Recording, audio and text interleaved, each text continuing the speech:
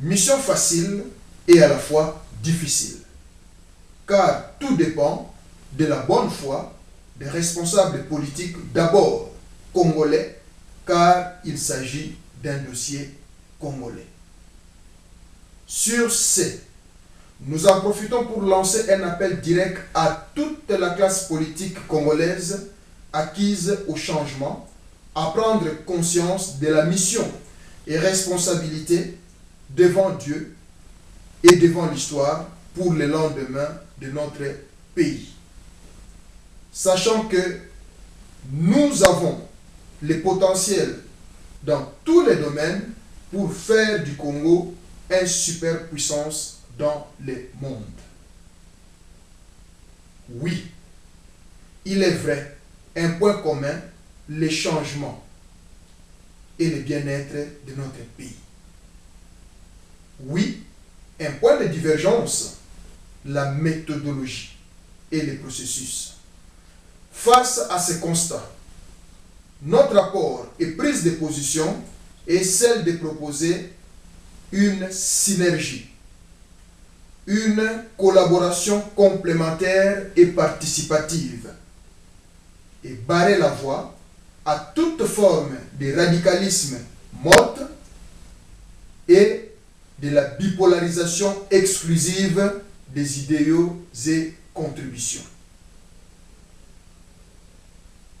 Nous allons nous recommander, tous acteurs politiques, population, à ces passages bibliques que nous pourrions lire, pour ceux qui savent lire la Bible ou ceux qui utilisent la Bible. Il s'agit de 1 Roi, chapitre 3, partant du verset 16 jusqu'au verset 27. Ceci détermine notre vision pour 2010, à savoir baptiser une année d'action, comme le disent les Congolais de sang, 2 fois T, 1 fois action. Action sur terrain, action forte, action marquante, action déterminante dans tous les secteurs de la vie et en direction de toutes les bonnes foi et volontés du changement et du bien-être des Congolais. Nous nous attendons plutôt à l'implication de tous les vrais patriotes pour ne pas parler que des Congolais. Une fois de plus, les destinataires de ces messages en savent quelque chose. Pour Nambala Oyo, beaucoup vivre biso. Nous ne pourrons finir cette adresse sans honorer quelques personnalités qui nous ont été et resteront utiles pour la vie et surtout pour ce combat de changement.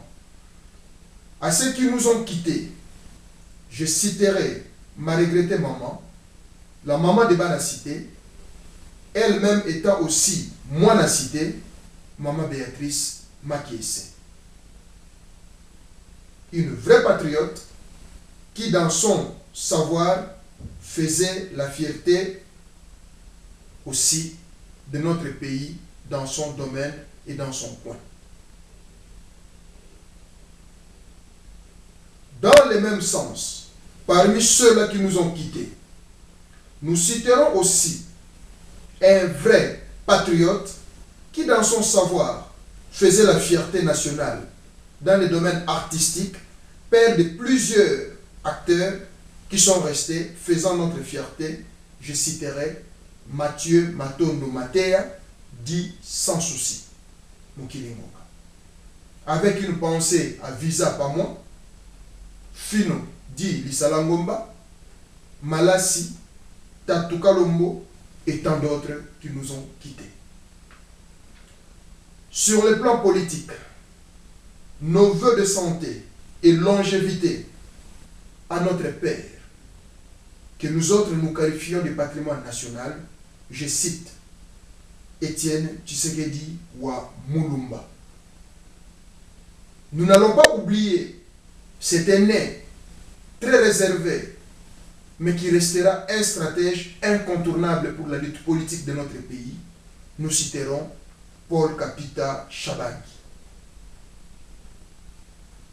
Dans le même sens, nous ne pourrions pas être ingrats ou oublier ceux-là qui ont payé de leur sueur, de leur corps pour ces combats.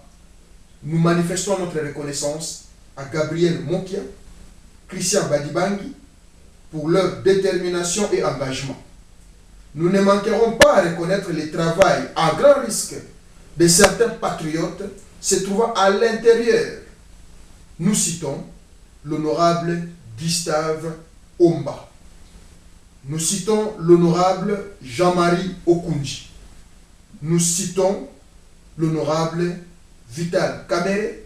Nous citons l'honorable Kankou et tous les autres. Mention spéciale à la diaspora pour la sagesse et la maturité politique pour cette année, malgré des qualificatifs inappropriés à leur égard par certaines personnalités soi-disant politiques, minimisant les potentiels des Congolais de l'extérieur, complotant, faisant des accords de rapatriement des Congolais par ses propres dirigeants gouvernementaux. Reconnaissance aux sages qui ont contribué à ce que nous puissions vivre aussi une accalmie, une compréhension mutuelle, une avancée au niveau de la diaspora. Nous citerons les sages Maurice Chilo Hingila. Nous citerons les professeurs Yajovin. Nous citerons notre aîné Botende. Nous citerons notre aîné Paul Kaungu, qui ont beaucoup travaillé dans l'ombre afin de conseiller et des fois de remettre à l'ordre certaines situations. On ne pourra oublier la révélation de l'année sur cette élite patriotique qui a pris le risque de dénoncer quand même quelques situations au vu des menaces et autres risques.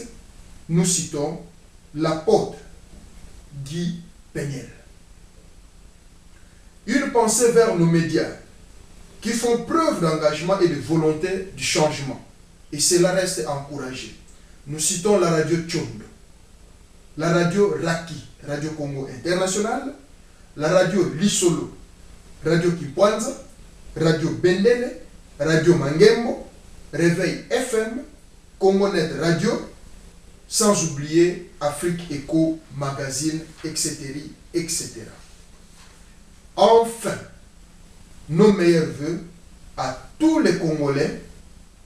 Détermination, engagement doivent être notre fer de lance pour cette année 2010 et dans cette phase d'atterrissage aux commandes de notre pays. Bonne année 2010. Que Dieu bénisse le Congo.